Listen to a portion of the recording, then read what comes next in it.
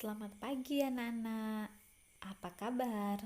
Semoga semua dalam keadaan sehat ya. Dan tetap semangat untuk belajar meskipun dari rumah. Pembelajaran kita hari ini adalah tema 6, subtema 3, pembelajaran 2. Anak-anak, tujuan pembelajaran kita pada hari ini adalah dengan kegiatan mengamati reklame, siswa dapat menuliskan isi, tujuan, dan lembaga yang membuat reklame dengan tepat. Kedua, dengan kegiatan berlatih, siswa dapat berdiskusi tentang pengertian reklame dengan tepat. Ketiga, dengan kegiatan membaca, siswa dapat menjelaskan macam-macam reklame.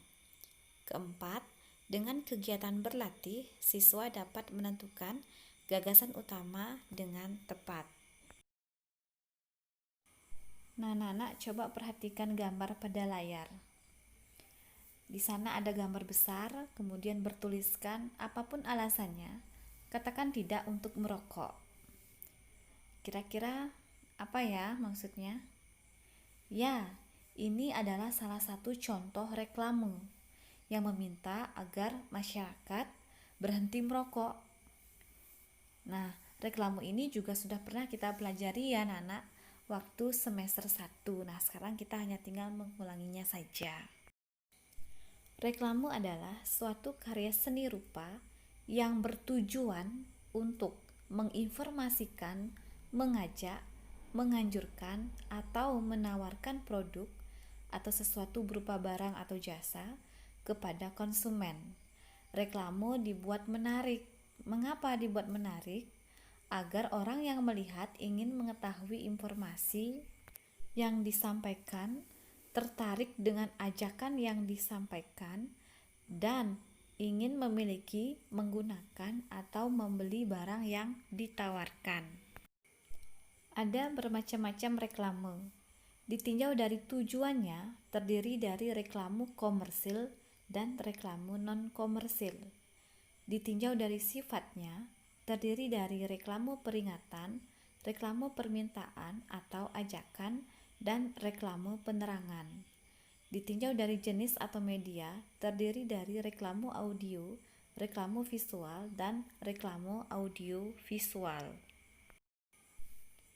Reklame komersil adalah reklame yang tujuan akhirnya untuk mendapatkan keuntungan.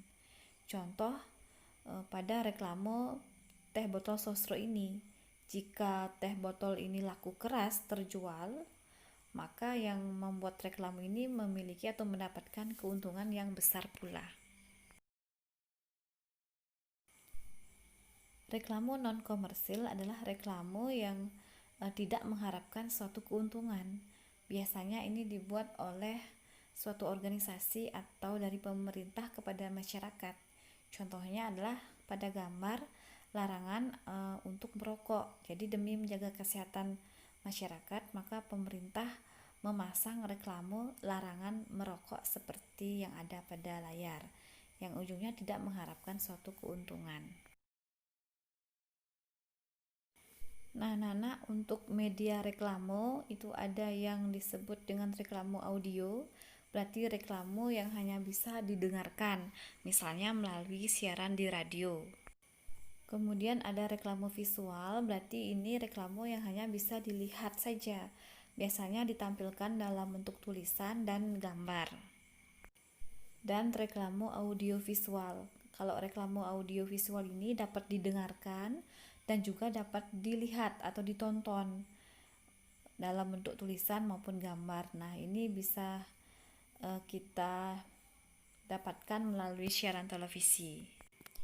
Reklame media visual dibagi dua jenis berdasarkan pemasangannya, yaitu reklame dalam ruang dan reklame luar ruang.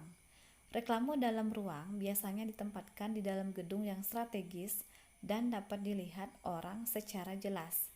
Reklame di luar ruang biasanya ditempatkan di luar gedung yang sering dilalui orang, misalnya pada sisi persimpangan jalan. Unsur reklame media visual yaitu berupa gambar dan tulisan. Contoh reklame media visual yaitu Ada baliho, billboard, spanduk, poster, brosur, dan katalog. Jadi berikut ini akan Ibu tampilkan contoh gambar dari reklame tersebut. Berikut contoh reklame media visual ya. Ini adalah contoh baliho. Kemudian ini contoh billboard, dibuat lebih permanen dan besar ya. Kemudian ada spanduk yang dibuat dari kain, kemudian dibentangkan dengan tali.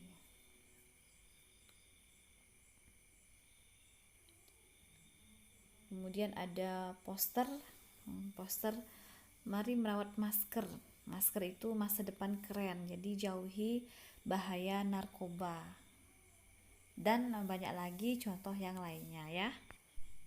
Nah, anak-anak, teks inilah yang Ibu bacakan tadi, di mana teks ini merupakan cerita yang benar-benar terjadi atau sesuai dengan kenyataan, atau yang sering disebut dengan cerita non-fiksi.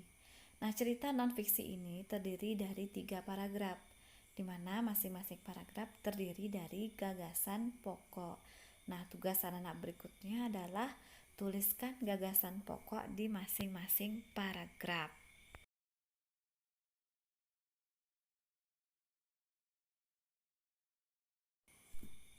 Nah, setelah Nana menemukan gagasan pokok di masing-masing paragraf, maka tuliskanlah dalam bentuk tabel seperti yang ada pada layar ya di buku latihan tematik anak-anak.